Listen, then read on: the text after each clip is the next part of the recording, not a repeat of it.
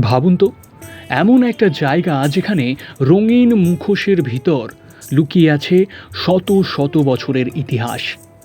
আর একটু এগোলেই প্রকৃতির কোলে এমন এক শান্ত জায়গা যেখানে দাঁড়ালে সব চিন্তা মাথা থেকে একদম হারিয়ে যায়। আজ আমরা চলেছি পুরুলিয়ার অত্যন্ত জনপ্রিয় দুটো অফ্রিকান সাধারণ গন্তব্য, মুখোশ গ্রাম চারিদা এবং খয়রাবেড়া ড্যাম। নমস্কার, কেমন আছেন সবাই? আমি দেবাঞ্জন, আপনাদের সকলের প্রিয় বেহালার ছেলেটা।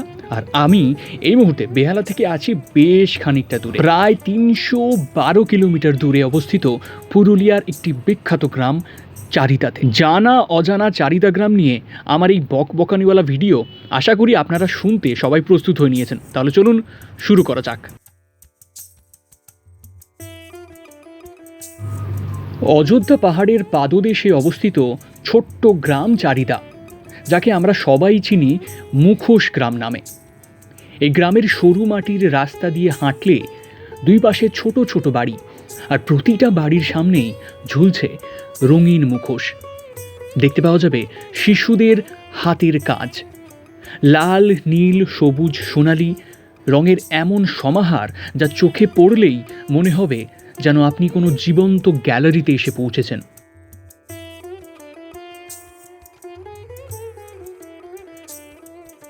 এখানেই তৈরি হয় বিখ্যাত ছৌ নাচের মুখোশ, যা ব্যবহৃত হয় পুরুলিয়ার ঐতিহ্যবাহী ছৌ নাচে। শিল্পীরা প্রথমে মাটির ছাঁচ তৈরি করেন, তারপর কাগজ আর কাপড়ের স্তর দিয়ে ধীরে ধীরে গড়ে তোলেন মুখের আকৃতি। রোদে শুকিয়ে নেওয়ার পর সূক্ষ্ম হাতে আঁকা হয় চোখ, ভ্রু, অলংকার। নাচের যাই হোক, নাচ করছে, এই মুখোশ যে পড়ছে এত ভয়ঙ্কর হয় কেন? মহাভারত নিয়ে তো আমরা ছৌ করি প্রথম। রামায়ণ মহাভারত মানে যুদ্ধ, তো একটু রাগ থাকতেই হবে। রাগ না হলে যুদ্ধ হবে। সেই জন্যে মেয়ে বলুন ছেলে বলুন, গম্ভীর ছৌ মানে গম্ভীরতা। আচ্ছা, যদি সুশ্রী হলো মানে শান্ত হলো, সেটা কিন্তু ছৌ না, তাহলে সেটা মূর্তির দিকে চলে যায়। আচ্ছা, একটা ভয়ঙ্কর দেখতে যে, হ্যাঁ মানে কালী মূর্তি তাহলে সবসময় ছৌ হয়? হ্যাঁ, কালী, দুর্গা সবসময় ছৌ। গণেশ, কার্তিক, শিব। ওখানে গিয়ে একটা জিনিস তো অবশ্যই লক্ষ্য করলাম যে শিল্পী বড় হোক কিংবা শিশু, সবাই এখানে যত্ন সহকারে কাজটা করেন এবং তার ফলস্বরূপ এখানে বহু শিল্পী আছেন যারা জাতীয় পুরস্কার পেয়েছেন। ইনিও তাদের মধ্যেই একজন। সুদক্ষ এই হাতের ছোঁয়াতেই প্রত্যেকটা মুখোশ যেন জীবন্ত হয়ে উঠেছে চারিদা গ্রামে।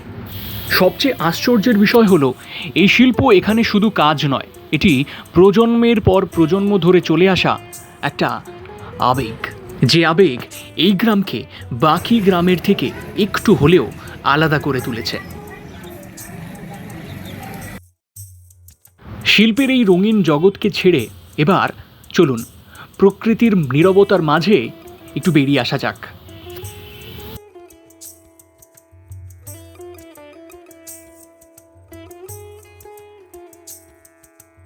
চারিদা থেকে কিছুটা দূরেই অবস্থিত খয়রাবেড়া ড্যাম, যা পুরুলিয়ার সবচেয়ে শান্ত এবং সুন্দর জায়গাগুলির মধ্যে একটি।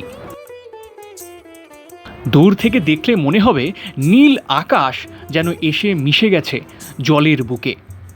চারপাশে সবুজ পাহাড়ের সারি, মাঝে শান্ত জলরাশি, আর হালকা বাতাসে জলের ঢেউ।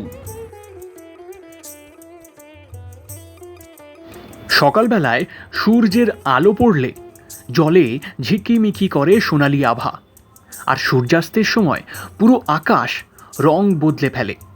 কমলা, লাল আর বেগুনির এক অপূর্ব মিশ্রণ যেন খেলা করতে থাকে এই স্থানে।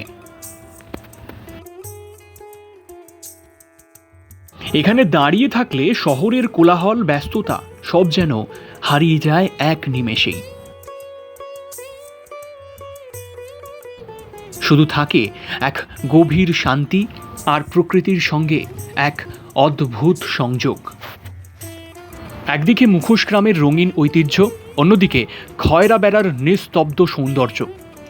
এই দুইয়ের মেলবন্ধনই পুরুলিয়াকে করে তুলেছে এক সম্পূর্ণ অভিজ্ঞতা, যেখানে শিল্প আর প্রকৃতি হাত ধরাধরি করে চলে।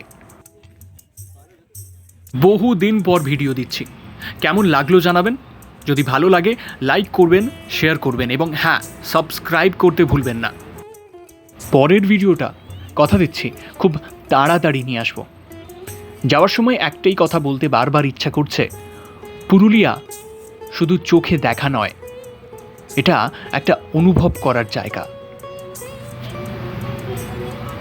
আমাকে জানাবেন আপনি শেষবার কবে পুরুলিয়াতে এসেছেন, আপনার পুরুলিয়া ঘুরে কেমন লেগেছে সেটাও আমাদের কমেন্ট করে জানাতে ভুলবেন না।